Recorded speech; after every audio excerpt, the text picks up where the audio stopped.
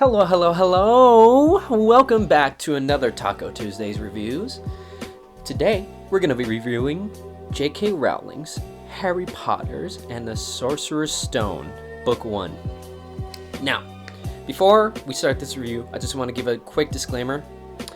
I'm not the biggest Harry Potter fan, and I'm not someone that loves the movies to death, even when they were coming out. But I can find a lot of joy in them. The books, however, are a different story. And with that out of the way, let's start this review. So, the story centers around a group of characters. Harry Potter, the boy who lived, Ron Weasley, the sidekick, and Hermione, the bookworm. Let me start right off the bat and say that this is a book meant to be read at the age of 11, 12, 13. Of course, you can read them at the ripe old age of 22 and beyond, but the core audiences are clearly the people who haven't the foggiest idea on how to do their taxes. And truth be told, neither do I, but that's not the point.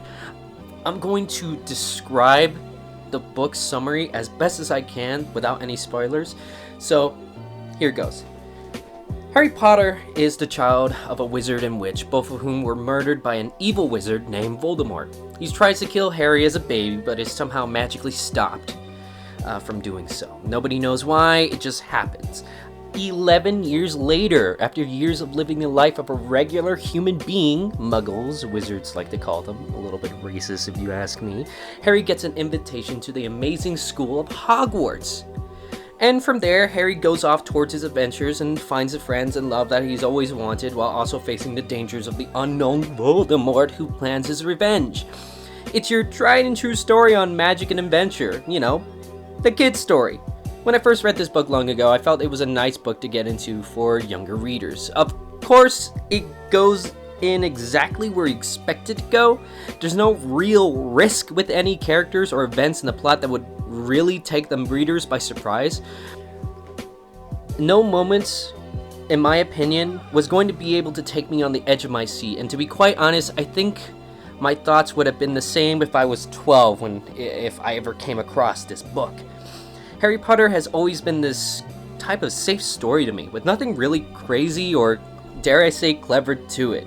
There's a lot of MacGuffins in Harry Potter, a lot of conveniences. In this story, in the Sorcerer's Stone, there's a the namesake, the Sorcerer's Stone, is a magical stone that is supposed to be really powerful. And just to be this all magical thing that we're supposed to really know that it's important, but we never really get to see it be used in the story. There's not really a time where it's actually used. And to be honest, it's just the thing that the characters want to see. It's never a thing that's used. And so you're just left with a disappointment of what that thing is. Now, when I tell you this, I hope you don't hate me for it. I genuinely think Harry Potter, as a character, is really boring. He doesn't really have any outstanding personality attributes or anything that makes him stand out. Anything witty he has to say is completely overshadowed by his much funnier friend, Ron Weasley.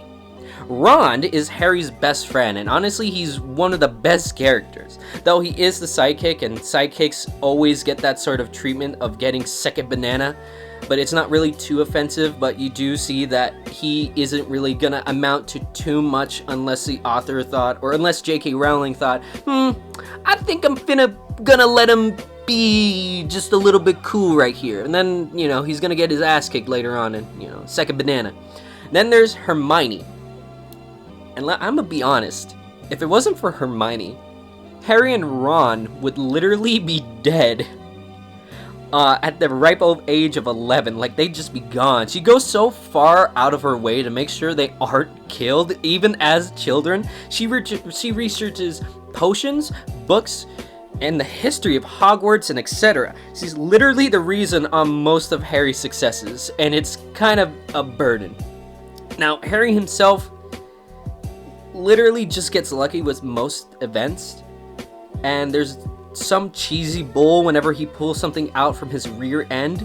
I just wish he had something more going for him instead of being this literal self-insert, because that's what he feels like.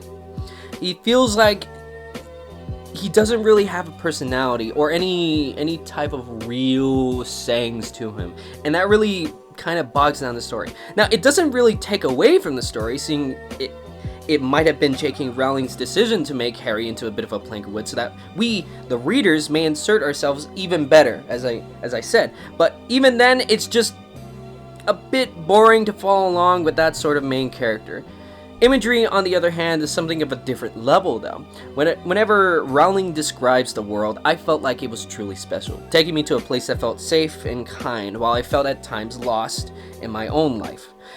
There's nothing here that would be compared to Shakespeare, or anything that transcends the writing of itself. But the descriptions of Hogwarts itself is something that I felt brought childlike wonder and learning.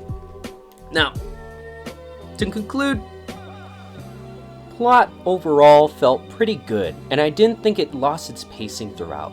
But sometimes I felt that the class scenes could drag on for a bit, and that made it hard to continue on through the book. The ending itself was nothing spectacular, and I felt as though the second villain could have been seen a mile away, to be honest. But just because it was predictable does not mean it wasn't satisfying to read at all. There is joy to be had with this book, and I can see why people would love it to death. Now, there are characters that I didn't really talk about, mainly Dumbledore, Snape, and McGonagall. That's because the main cast sort of do their own thing, and those other three characters just sort of get pushed aside for subplots, and they're not called upon for the main plot until the very end. There is a lot going for the series in terms of fantasy and character work, but the problem of it being a straightforward story is that it's the straightforward story. It's the Harry Potter story. Nothing in this book will surprise you. The main character is by far the least interesting person I have read, more so than Roland Deschain in my last review. In that story, Roland was somewhat of a blank character, but you understood why because of his background. But we're dealing with an 11-year-old boy who should honestly be filled with more life, more pizzazz.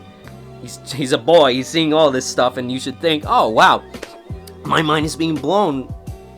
Why aren't I being an 11-year-old boy and being hyper? Anyway, overall, I recommend the book. It's far easier to get into than The Gunslinger by all means, and I could see why people love the story. I mean, they already are. Just look at the many sequels and many spin-off movies there are.